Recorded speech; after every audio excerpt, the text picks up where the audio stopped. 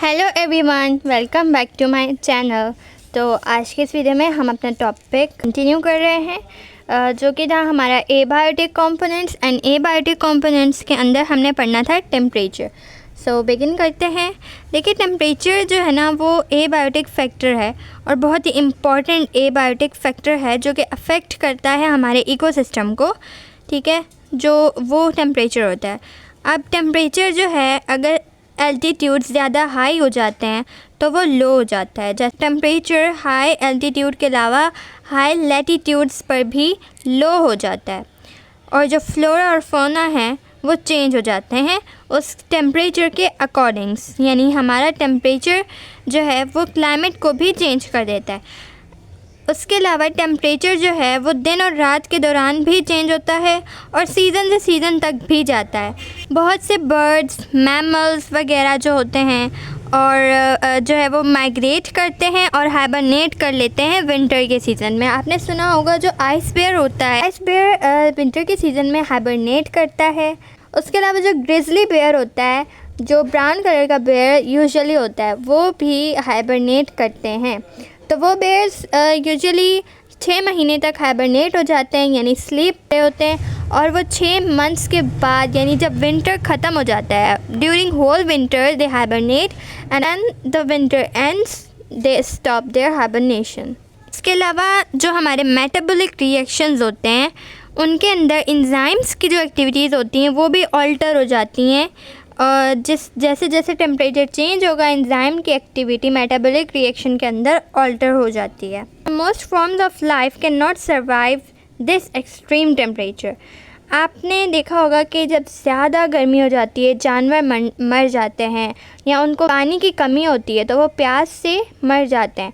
तो ज़्यादा जब टेम्परेचर हाई होगा तो ऑब्वियसली हमारी अर्थ जो है वो हीट्स जो है वो रिलीज़ करेगी और सनलाइट जो है वो भी गर्म होती है, वो अर्थ पर पड़ रही होती है।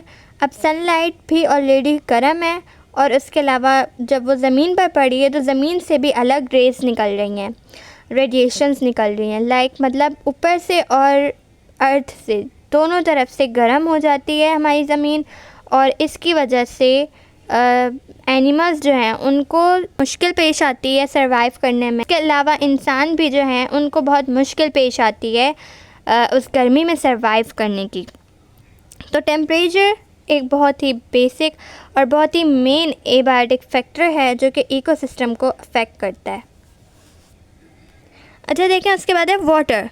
तो वाटर बहुत बेसिक एलिमेंट है हमारी लाइफ का और तमाम जानदार को पानी की ज़रूरत पड़ती है और ये प्रोटोप्लाज्म का एक मेजर पार्ट होता है। ये सॉल्वेंट की तरह एक्ट करता है बहुत सारे कंपाउंड्स रॉ मटेरियल्स के लिए, जैसे कि फोटोसिंथेसिस के रॉ मटेरियल्स के लिए सॉल्वेंट की तरह एक्ट करता है। इनऑर्गेनिक सब्सटेंसेस जो हैं वो प्लांट्स के अंदर पानी के ज़रिए डिसॉल्व फॉर्म में इंटर होते हैं। उसके अलावा जो ज़मीन पर पानी की जो अमाउंट है वो डिसाइड करती है रेनफॉल या स्नोफॉल। तो पानी की जो अमाउंट है ज़मीन पर वो रेनफॉल और स्नोफॉल के ज़रिए कंट्रोल होती है। और अर्थ पर जितनी भी वेजिटेशन है, जितने ग्रास फॉर्म्स वगैरह, वो सब डिपेंड करते हैं बारिश की रेट पर। मतलब अगर बारिश ज़्यादा पड़ती है तो ऑब्वियसली ग्रीनरी ज़्यादा होगी, अगर बारिश नहीं होगी तो फिर डिज़र्ट हो जाएगी, ड्रॉट हो जाएगी। इट मीन्स कि प्लांट्स और एनिमल्स की डिस्ट्रीब्यूशन को भी पानी कंट्रोल कर रहा है ज़मीन पर। पानी की वजह से भी बहुत सी ज़िंदगियाँ आबाद हैं। फॉर एग्ज़ाम्पल जैसे कि फ़ॉरेस्ट हैं, वो उन जगहों पर ज़्यादा उगते हैं या फॉरेस्ट होते हैं उन जगहों पर हैं जहाँ पर एक्सट्रीम रेनफॉल्स होती हैं, बहुत ज़्यादा बारिशें होती हैं। जबकि अगर किसी जगह पर बहुत कम रेनफॉल हुई है तो वो एक्सट्रीम टेम्परेचर का शिकार होगी और उसकी वजह से डेजर्ट कंडीशंस हो जाएंगी, सॉइल हो जाएगा, वो पूरा एरिया ड्रॉट हो जाएगा, सूख जाएगा और उससे नुकसानात हो सकते हैं। उसके बाद सॉइल है, मिट्टी, ये भी बहुत ही एक इम्पॉर्टेंट फैक्टर है एबायोटिक कंपोनेंट्स का। The upper layer of earth crust consist of particles of varying size and decomposed organic materials bye micro organisms called soil. अब देखें, हमारे अर्थ क्रस्ट की जो अपर लेयर है उस पर बहुत सारे मुख्तलिफ साइज़ के पार्टिकल्स होते हैं और डिकम्पोज होने वाले ऑर्गेनिक मटेरियल या डिकम्पोज हुए हुए ऑर्गेनिक मटेरियल होते हैं जो कि माइक्रो ऑर्गेनिजम्स ने डिकम्पोज किए होते हैं, तो हम उस हमारी जो लेयर है उसको सॉइल कहते हैं।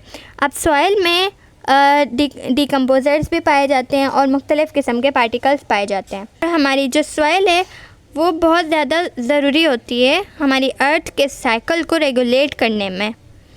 अब जो डिकम्पोज और डेड एनिमल्स या प्लांट्स होते हैं जिनको हम ह्यूमस कहते हैं, अब जो ह्यूमस है वो सॉइल है हमारी जो मिट्टी, इसको इनरिच करता है यानी ज़्यादा अच्छा बनाता है, ज़रखेज़ करता है और उसका ज़मीन के अंदर पानी और हवा की होल्ड करने की कैपेसिटी को बढ़ाता है।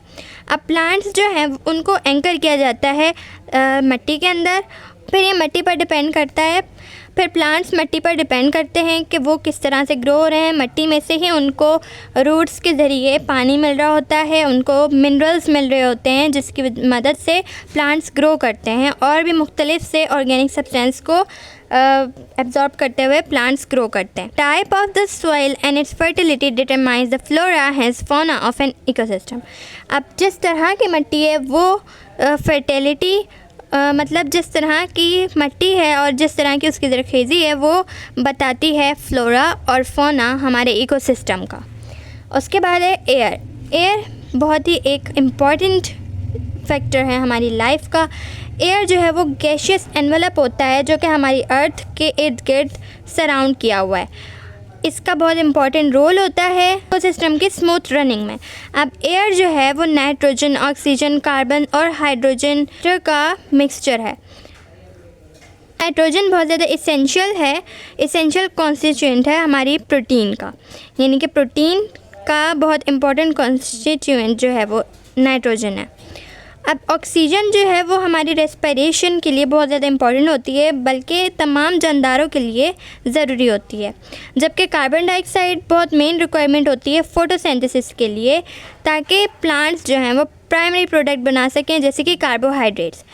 और एयर के अंदर मौजूद ह्यूमिडिटी भी एक वाटर वेपर्स की ऐसी क्वांटिटी होती है जो कि हवा के अंदर ह्यूमिडिटी और एवापोरेशन यानी कि पानी के एवापोरेशन का रेट कंट्रोल करती है और प्लांट्स के अंदर ट्रांसपायरेशन को कंट्रोल करती है। अब हवा की यानी एयर की जो कंपोजिशन है और उसकी रफ्तार है वो दूसरे एबायोटिक फैक्टर्स जो हैं वो कंट्रोल करते हैं, यानी कि एनवायरनमेंट के दूसरे एबायोटिक फैक्टर्स कंट्रोल करते हैं जो कि प्लांट्स और एनिमल और हमारी ज़िंदगी इकोसिस्टम की जितनी पूरी तमाम ज़िंदगी है उसको इनडायरेक्टली अफेक्ट भी करते हैं। तो स्टूडेंट्स ये था आज का हमारा टॉपिक। आई होप कि आपको समझ में आया होगा, और अगर आपको कुछ समझ में ना आया हो तो आप कमेंट्स करके पूछ सकते हैं। इसके अलावा मैंने अपने डिस्क्रिप्शन में व्हाट्सएप ग्रुप का लिंक डाला है जहां पर आपको बायोलॉजी के नोट्स, इसके अलावा तमाम सब्जेक्ट्स के टारगेट पेपर्स भी मिलेंगे जो बोर्ड में बहुत ज़्यादा हेल्पफुल होते हैं, और इसके साथ साथ प्रैक्टिस टेस्ट जो हैं वो रेगुलर बेस पर प्रोवाइड किए जाते हैं ताकि आपकी प्रैक्टिस भी होती रहे। तो मिलते हैं नेक्स्ट वीडियो में, तब तक के लिए अल्लाह हाफ़िज़।